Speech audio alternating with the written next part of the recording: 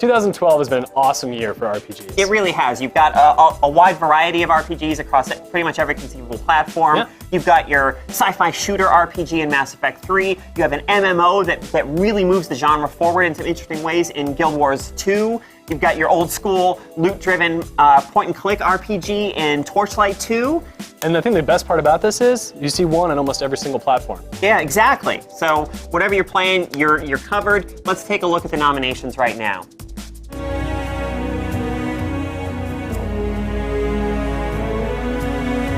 The nominees for Role-Playing Game of the Year are There is no The Last Story, only treachery and deceit.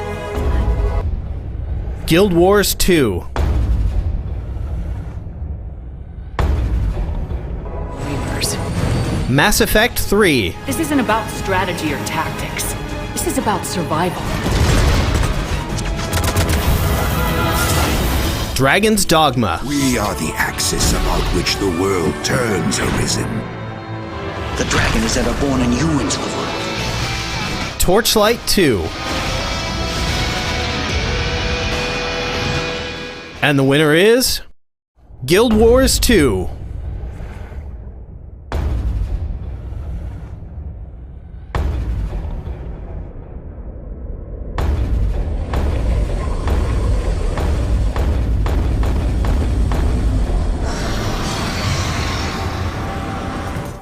So there's no way that a massively multiplayer online RPG at this stage is going to be able to come out without remembering that Guild Wars 2 exists.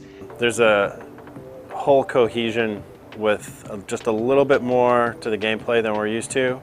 The dodge mechanic I find invaluable at this point and don't know how anything can not have it in an MMO now. As far as I'm concerned, if you are a developer of massively multiplayer online RPGs, we live now in a post-Guild Wars 2 world. You've got a game that rethought almost every aspect of what that genre does, in small ways and in big ways.